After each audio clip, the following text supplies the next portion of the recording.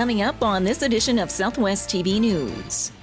As the Chinook School Division looks ahead to the next school year, the board recently addressed the issue of 10 expiring subcontracted bus routes in the Shaunavon and Leader areas.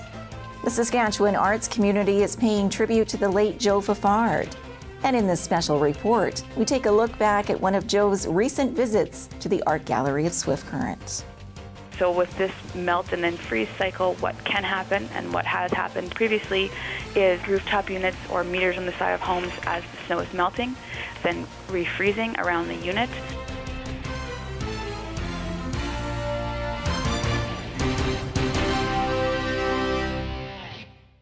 Thanks for joining us here today. In an effort to save more money, the Chinook School Division is taking over several rural routes in the Shaunavon and Leader area. As the Chinook School Division looks ahead to the next school year, the board recently addressed the issue of 10 expiring subcontracted bus routes in the Shaunavon and Leader areas. And the decision was made that starting this fall, Chinook would oversee 9 of these routes, while renewing only one contract, listed as Shaunavon Route 723. That's an area around the Scotsguard area and Admiral, and it's an area where right now we have a few children on it. It's kind of like a shuttle bus. So we have a provider that goes from an area that's not easily accessed by buses or by east-west grids, and he picks up a group of children and he meets a bus. So that's one we're going to be continuing with because we cannot provide the services as efficiently as what that's being done right now. McIntyre further adds that although busing costs continue to run at a deficit year over year for Chinook, the service is crucial for students to access education. And overall, a better funding model with the province needs to be addressed. You know what, it's interesting because in Southwest Saskatchewan, it does not matter if we have 15 children on a bus or 30 children on a bus, we have to run a lot of miles. So our school division buses travel over 3.8 million kilometers a year. We're 43,000 square kilometers as a division. We're very sparsely populated, so our buses got to travel a great distance. So we have a high degree of fixed costs with our busing. So we have to go and pick up children to get them to school. A lot of our families live in very remote, inaccessible areas. We don't have a lot of east-west grids. We have lots of geographical impediments. So our costs are very high with transportation, and that's what is. And so really what we need to try to do a better job of is working with our government partners to get sufficient resources and revenue to run these routes. We've had some difficult years. The past 3 years, we've found a lot of efficiencies, and now our argument is to find sufficient resources to operate our system. So in rural Saskatchewan, we need a different mechanism to fund education.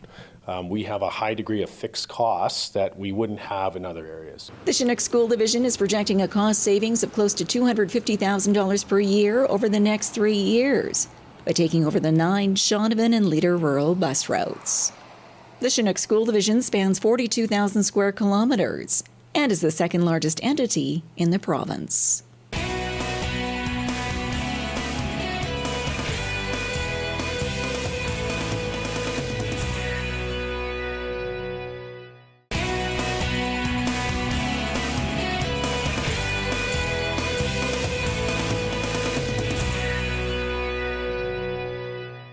The Saskatchewan arts community is paying tribute to the late Joe Fafard. And in this special report, we take a look back at one of Joe's recent visits to the Art Gallery of Swift Current. The Art Gallery of Swift Current showcases a number of exhibitions throughout the year. And the latest shines the spotlight on Saskatchewan artist Joe Fafard.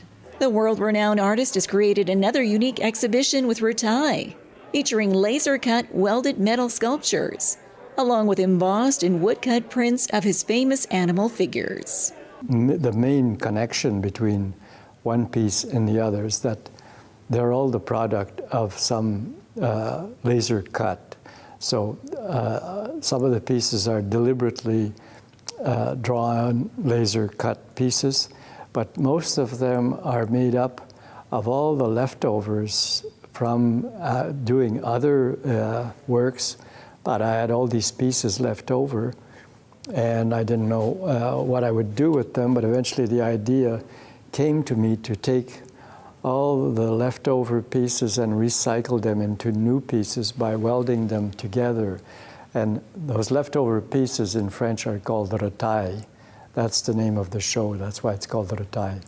And along with the precise detail put into his work is the naming of each piece.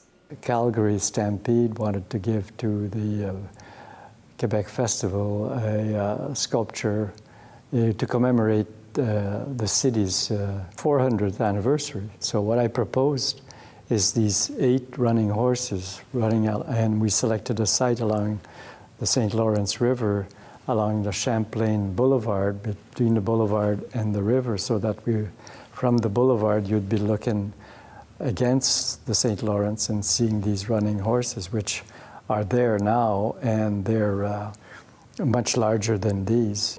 This was harmonious, you know, and I thought, well, I'll just call these pieces Do, Re, Mi, like the music scales, you know. So, and starting with Do and ending with Do. A one-of-a-kind exhibition, which art gallery curator Kim Hao-Tailing explains, is set up in a particular fashion to attract the eye of patrons. A process which he shared with these students from Waldeck School.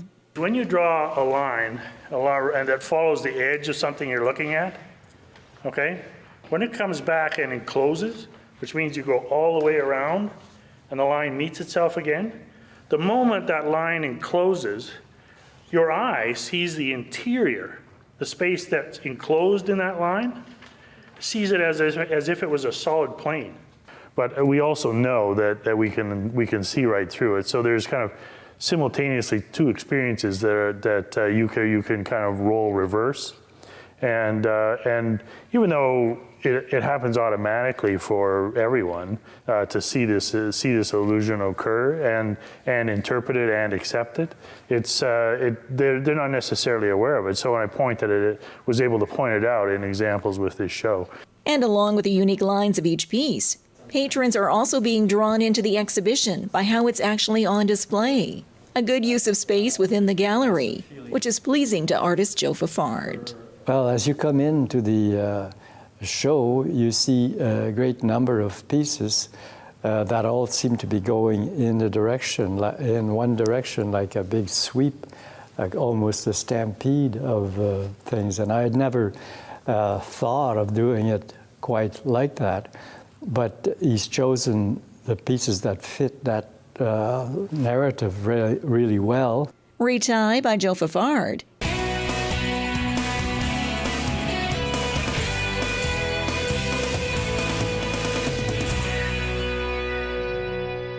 With the spring thaw well underway across the province, homeowners are being reminded to ensure that snow and ice are well away from energy meters. As the spring thaw gets underway, neighborhood streets become slushy, and backyards and areas adjacent to the home may be prone to ice buildup, especially around power and natural gas meters. And caution is being advised.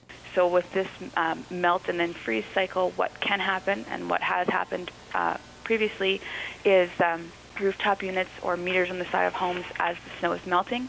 It's then refreezing around the unit overnight, and we've actually had calls in winters past where we've gone out and meters have been completely encased in ice on the side of buildings, and that does present a safety hazard, obviously. And so we do encourage people to keep snow clear from these areas to prevent this melting and freezing from happening. However, if your rooftop unit or your meter does end up getting some ice coverage on it, please do not use something like an ice pick or a shovel to try to bang it off, because that can actually damage the equipment. And if you have any concerns in the coming days around snow or ice buildup around your gas meters, contact Sask Energy immediately to have an experienced technician drop by.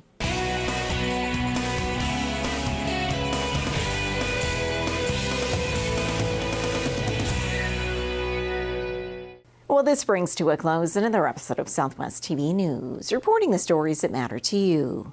We always welcome your news tips. You can always reach us here by phone at our studio or by email to contact us at southwesttvnews.com. Also, be sure to join us daily online for the latest news from across Southwest Saskatchewan and so much more at southwesttvnews.com. And be sure to follow us on a range of social media. Thanks for joining us here today. I'm Carol Andrews.